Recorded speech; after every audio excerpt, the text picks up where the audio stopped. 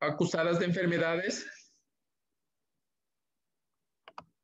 que alteran la producción de bilis, colestasis, que en los trastornos hepatocelulares.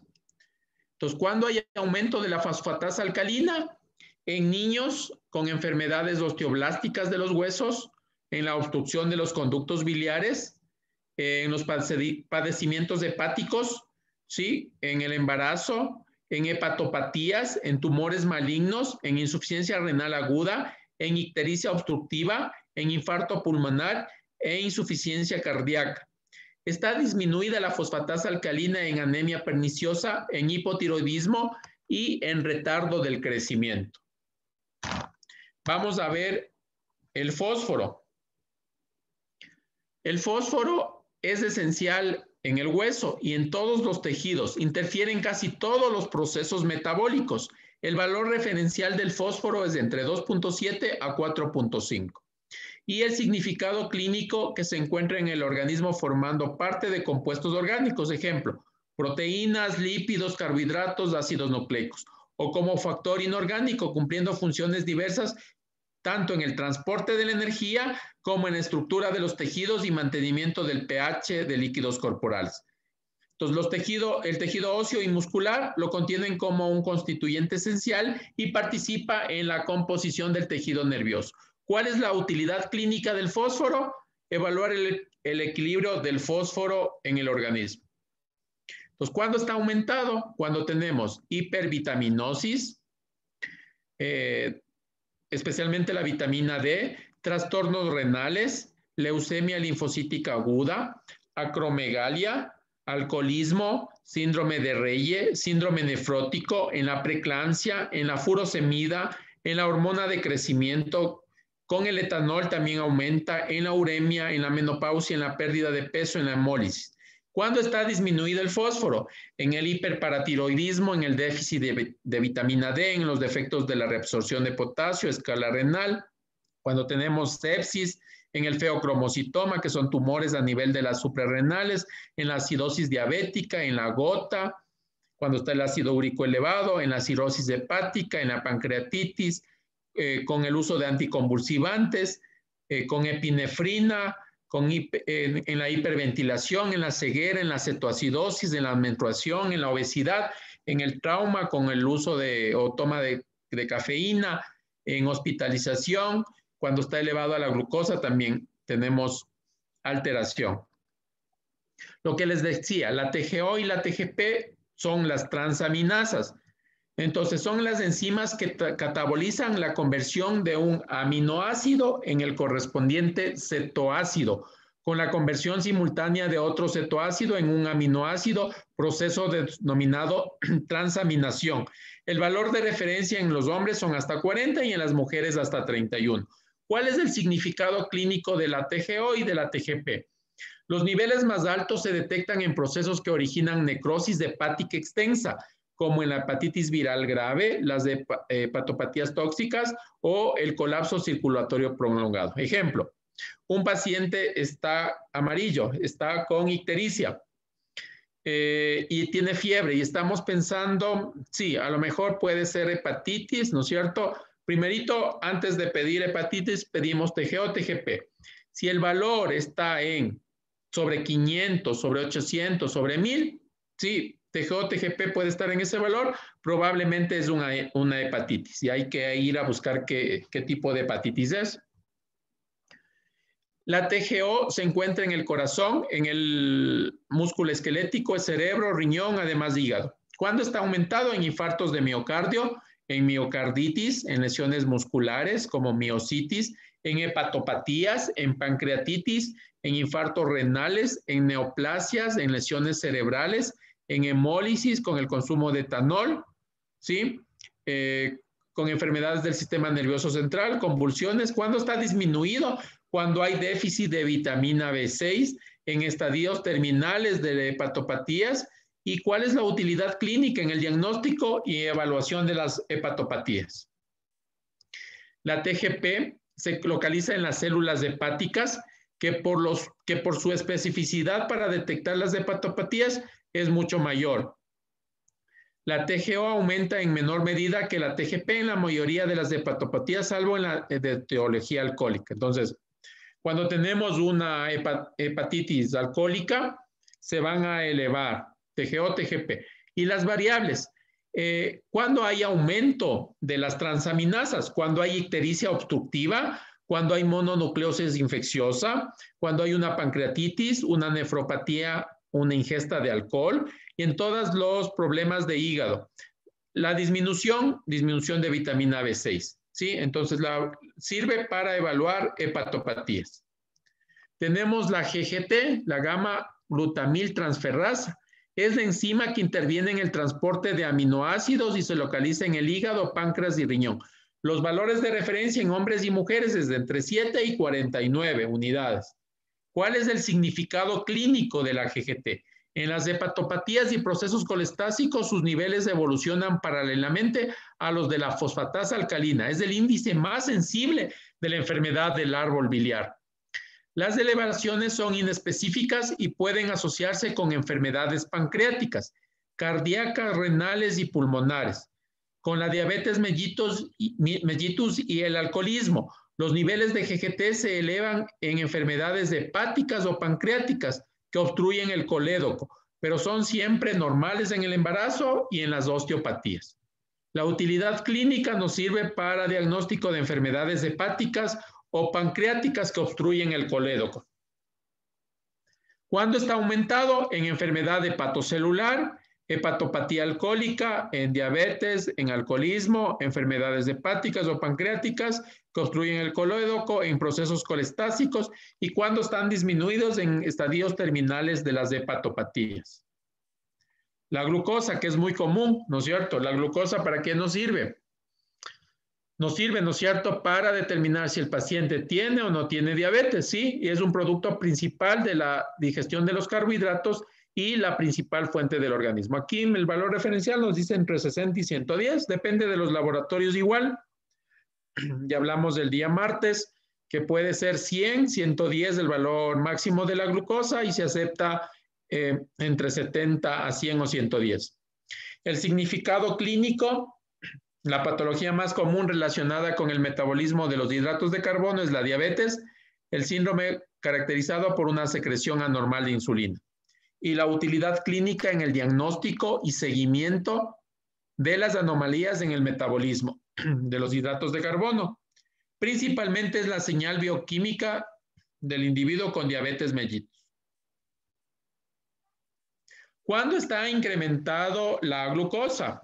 En la diabetes, feocromocitoma, hipertiroidismo, síndrome de Cushing, acromegalia, en lesiones cerebrales, hepatopatía, síndrome nefrótico, estrés, pancreatitis, adrenalina, estrógenos, corticoide, con fenitoína, con propanolol, cuando tenemos elevado la vitamina A, disminución de la tolerancia de los hidratos de carbono, en tumores productores de glucagón y en hemorragia subaracnoidea.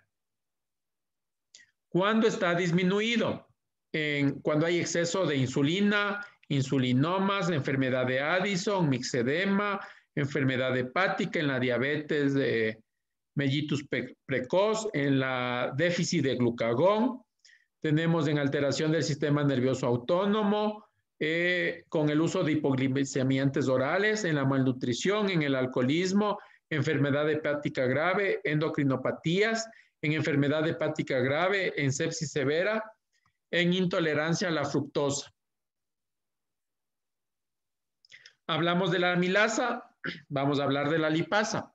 Es una enzima pancreática de acción lipolítica que actúa en la digestión de las grasas, utilizando como sustrato los triglicéridos y obteniendo como producto monoglicéridos y ácidos grasos. El valor referencial de la lipasa es 190. El significado clínico actúa sobre las grasas que ya han sido emulsificadas por la bilis y los pacientes con enfermedades que destruyen la porción exócrina del páncreas tienen heces grasosas y abundantes de color de barro debido a la digestión y absorción defectuosa de las grasas. La inflamación pancreática aumenta los niveles de enzimáticos. ¿Cuál es la utilidad de la lipasa? Evaluación de los casos sospechosos de pancreatitis aguda. Entonces, cuando tenemos un paciente con dolor abdominal, dolor en epigastrio que se irradia en hemicinturón hacia región lumbar. El dolor es de intensidad 10/10, entonces yo estoy pensando que puede ser una pancreatitis, pido amilasa y lipasa. ¿Por qué pido las dos? Amilasa porque se eleva durante las primeras horas, las primeras 8 horas, y luego desaparece. Y la lipasa, en cambio, queda en el tiempo. Entonces, queda por lo general una semana, más de una semana, el valor de la lipasa elevado. Entonces, es muy importante. No sabemos si el cuadro es agudo, agudo, agudo para pedir amilasa. Sí, muchas veces los pacientes no nos dicen la verdad y el paciente ya ha tenido 2 o 3 días. Entonces, ahí es muy importante pedir lo que es la lipasa, entonces, para determinar si el paciente tiene pancreatitis. Aumento de la lipasa en pancreatitis, en obstrucción gastrointestinal, en trombosis e infarto mesentérico, en nefropatía, rotura de embarazo ectópico, carcinoma bronquial, ingesta aguda de etanol, en el postoperatorio de cirugía abdominal y la disminución en destrucción pancreática severa o en hepatopatías graves. Las proteínas actúan como elementos estructurales y de transporte. Aparecen bajo la forma de enzimas, de hormonas, de anticuerpos, factores de coagulación y son esenciales para la vida. El valor referencial, bueno, aquí nos dice 66,87, ya, pero por lo general nos da entre 6, entre 8 gramos. El significado clínico en el plasma contribuyen a mantener el volumen del fluido circulante, transporta sustancias insolubles y actúa en la activación de compuestos tóxicos. Y en la defensa contra agentes invasores, la proteína más abundante en el plasma es la albúmina. La utilidad clínica para evaluar el estado nutricional y estudio de edema. Entonces, un paciente que venga, ¿no es cierto?, con edema, supongamos hinchazón de las piernas. Hay varias causas para la producción de edema. Dentro de eso tenemos problemas cardíacos, ¿no es cierto?, insuficiencia cardíaca, problemas renales, tenemos alteración hepática, incluso alteración de la tiroides, y uno de esos también puede ser por baja de proteínas. Entonces, hay que investigar todo, cada una de las causas del edema que produce edema, y ahí solemos pedir proteínas totales. Si están bajas, esa es la causa del edema en los miembros inferiores. Entonces, aquí tenemos el aumento de las proteínas por hepatopatía crónica, que puede ser por hepatitis crónica, por cirrosis, neoplasias, ¿no es cierto? Ejemplo, mieloma, enfermedades tropicales como la lepra, enfermedades granulomatosas como la sarcoidosis, leishmaniasis, feocromocitoma, acidosis diabética, en fiebre reumática, deshidratación, hiponatremia, estrés psicológico, postura erecta, hemólisis, éstasis venoso prolongado. Y cuando está disminuido, cuando tenemos gastroenteropatías, quemaduras, síndrome nefrótico, deficiencias de proteína severa, enfermedad hepática crónica, síndrome de mala absorción, enfermedad de Crohn, colitis ulcerosa, hipertiroidismo, malaria, neoplasias, intestino delgado, enfermedad de Hodgkin, amiloidosis, enfermedad celíaca, glomerulonefritis, ¿sí? Empénfigo. Entonces, una serie de patologías que nos indican proteínas elevadas, proteínas bajas. La albúmina es una proteína sérica sintetizada por el hígado. El valor de referencia es de entre 35 y 50. Los valores que tenemos en nuestros laboratorios por lo general es de entre 3.5 y 5. ¿Ya? Significado clínico: tiene una larga emivida, 14 a 20 días, diariamente se renueva, menos del 5%, y no es un buen indicador de lesión hepática aguda. La utilidad clínica: evaluación de insuficiencia hepática crónica y pronóstico de un paciente frente a eventuales tratamientos quirúrgicos. El aumento en hemoconcentración, deshidratación, diabetes insípida. ¿Y cuándo está disminuido?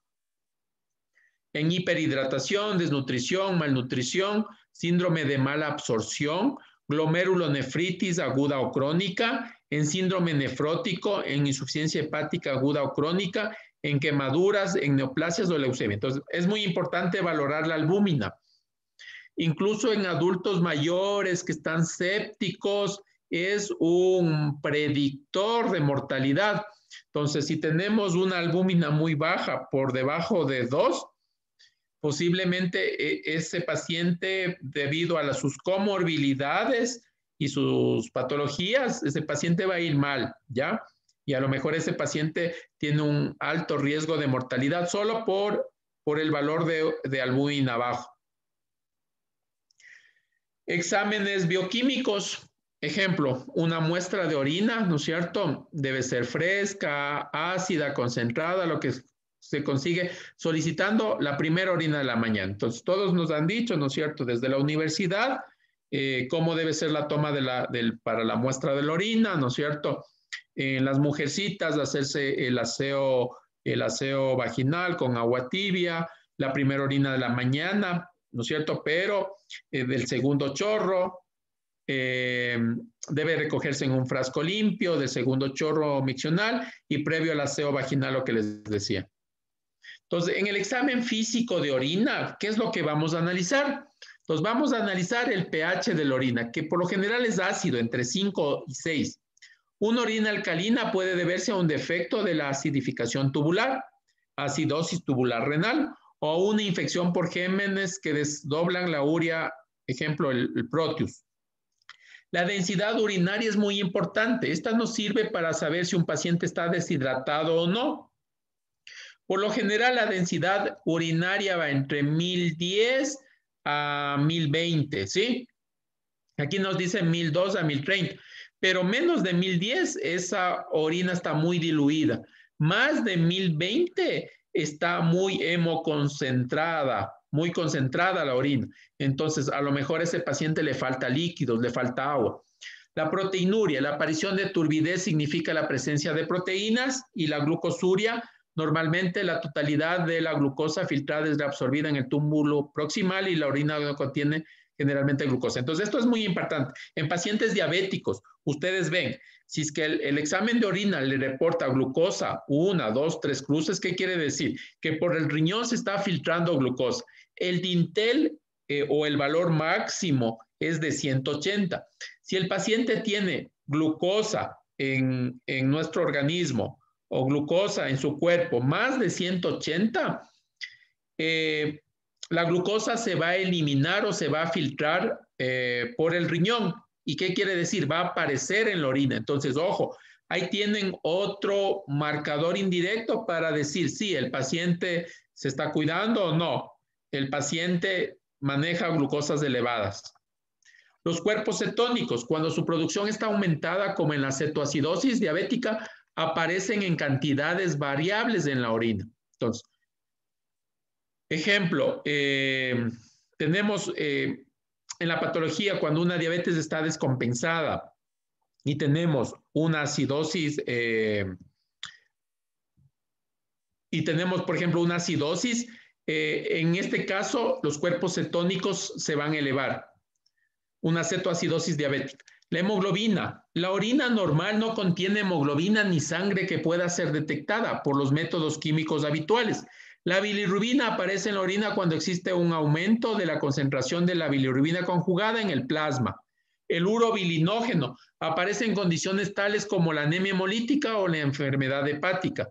Los sedimentos en la de orina hematíes. Puede observarse casos de hematíes considerándose normal la presencia de hasta 2 hematíes por campo.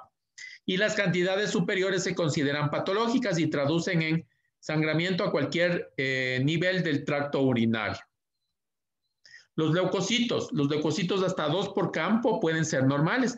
Cantidades mayores es la presencia de la infección del tracto urinario. La glomerulonefritis o la nefritis intersticial pueden producir leucocituria.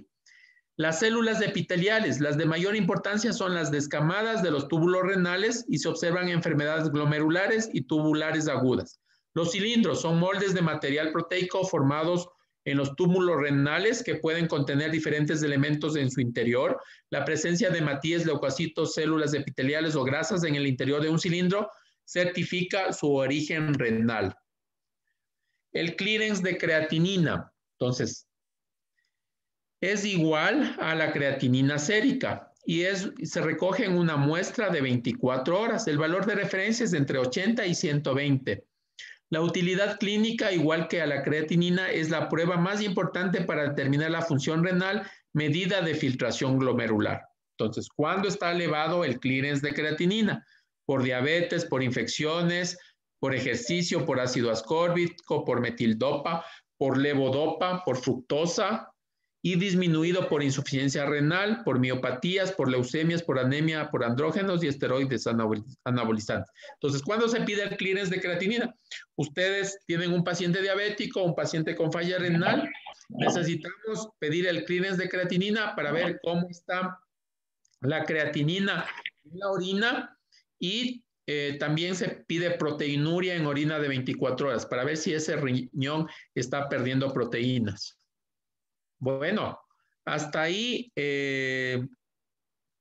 bastante teoría en los principales exámenes de laboratorio. ¿Cuál es la utilidad clínica y en qué casos utilizar?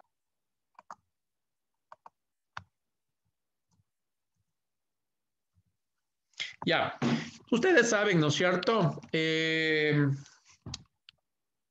Si ustedes me preguntan, tenemos un tratamiento, lo que les decía el martes, un tratamiento ambulatorio de COVID, no tenemos. Y si es que me dicen, tenemos algún fármaco, no hay evidencia, ¿no es cierto? Entonces, ya has estudiado, aquí les he traído algo de evidencia, ¿no es cierto? Que ya debes saber desde el año anterior y salió a principios de año, que la cloroquina o la hidroxicloroquina en estudios in vitro han sugerido que la cloroquina es un fármaco inmunomodulador, disminuye la respuesta inflamatoria, eficaz para reducir la replicación viral en patologías de coronavirus asociados al SARS y al MERS.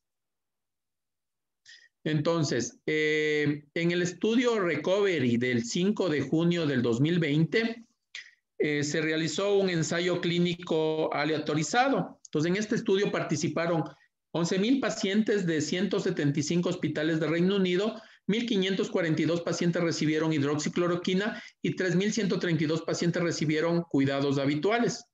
No existieron diferencias estadísticamente significativas en mortalidad, pero un 25.7% en el grupo de hidroxicloroquina frente al 23.5% en el grupo de cuidados usuales. Entonces, no fue estadísticamente significativo. Quienes saben estadística ven que el intervalo de confianza es del 0,98 al 1,26 y contiene la unidad.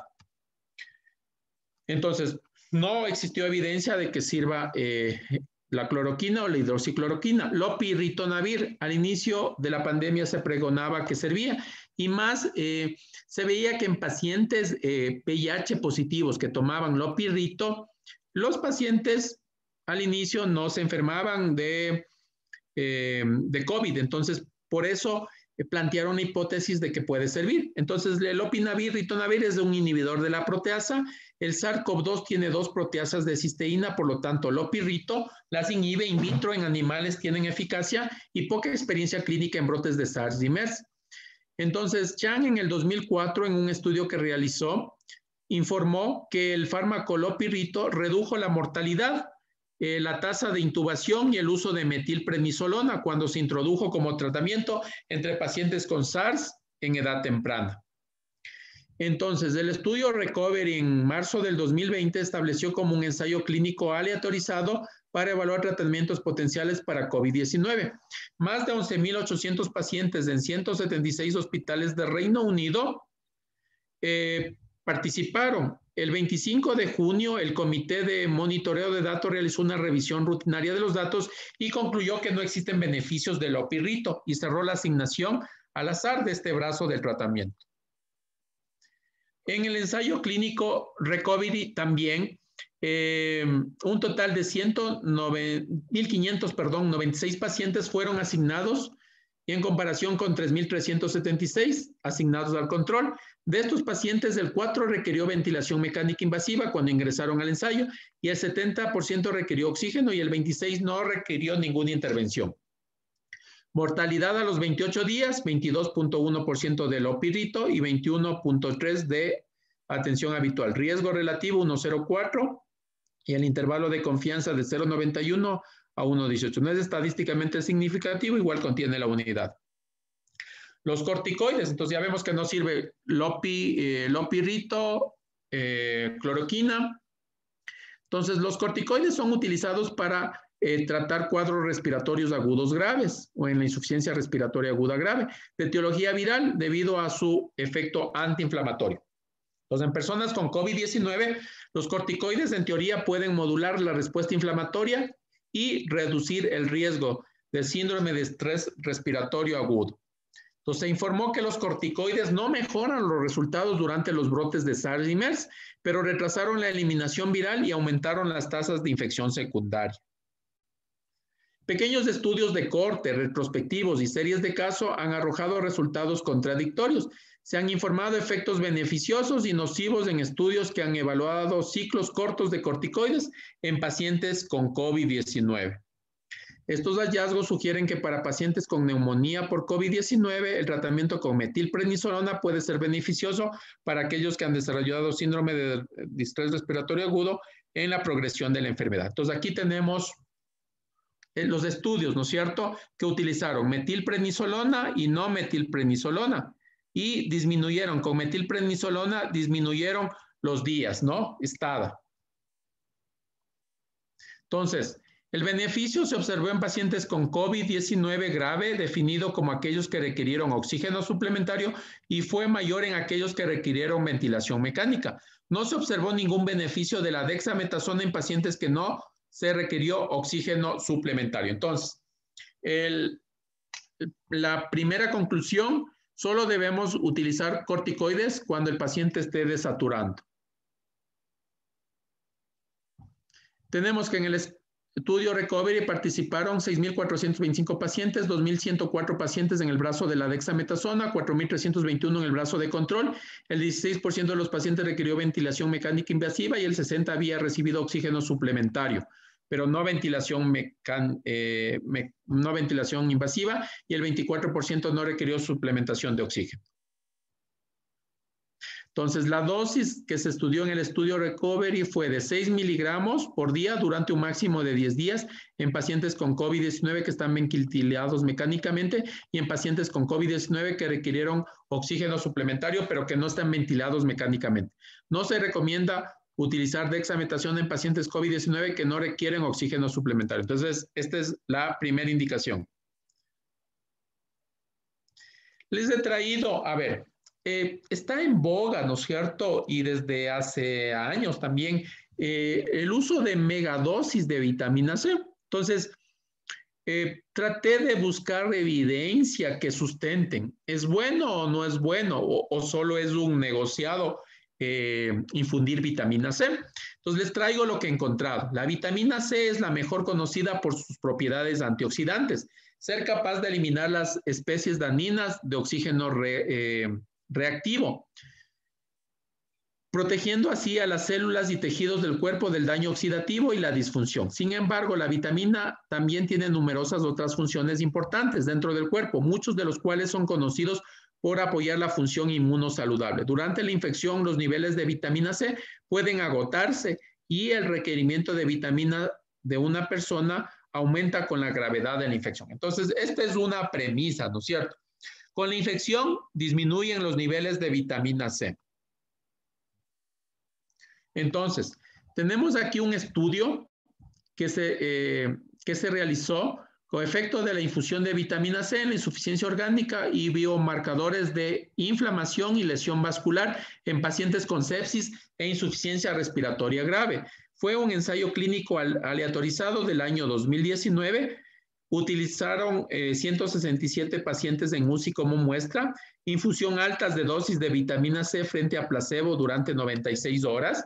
No produjo diferencias significativas o mejoría de la disfunción orgánica o en los biomarcadores, niveles de proteína C reactiva, trombomodulina a las 168 horas.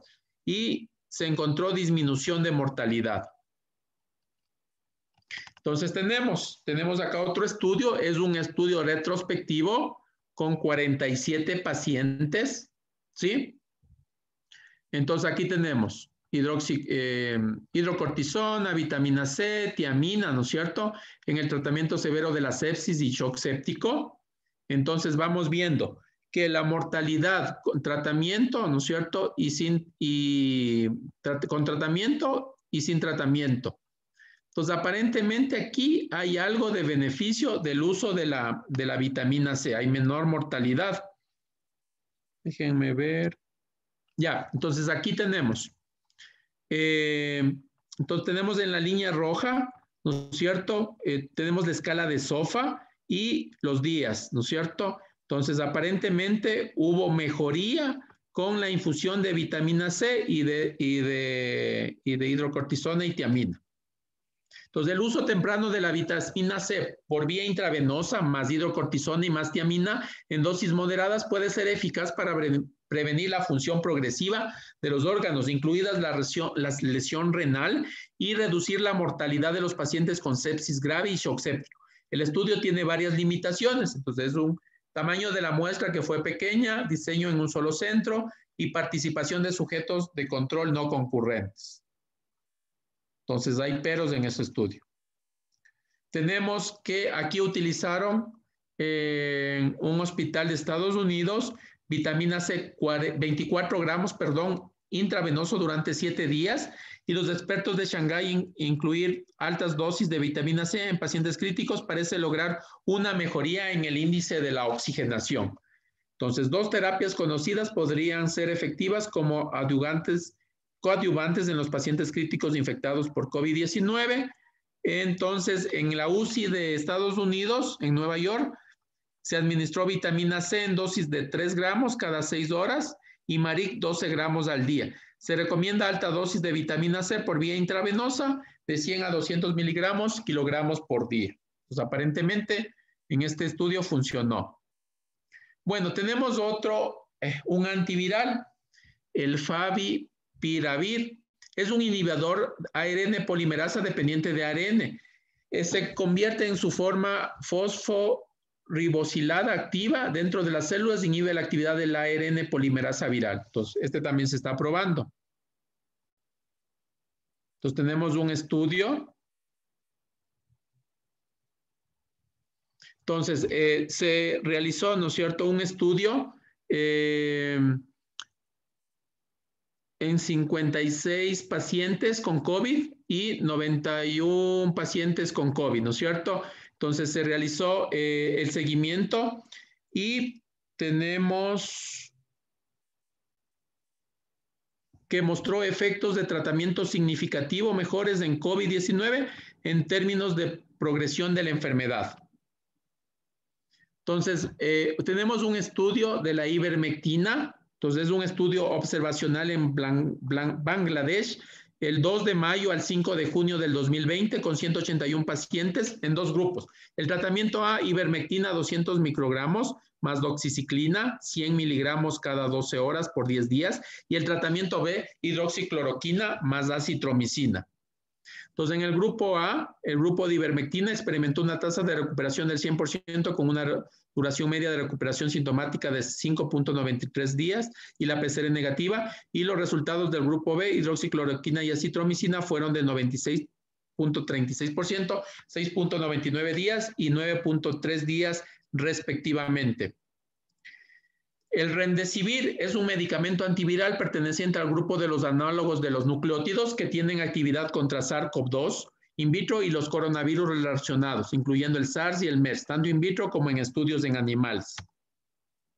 El remdesivir se realizó un ensayo clínico publicado el 16 de mayo del 2020 en Lancet con el título, tenemos ahí, no encontró mejoría clínica de la mortalidad o tiempo de eliminación del virus en pacientes COVID-19, y los pacientes tratados con remdesivir dentro de los primeros 10 días de iniciados los síntomas se asociaron con una reducción de 5 días en la mediana del tiempo hasta la mejoría clínica.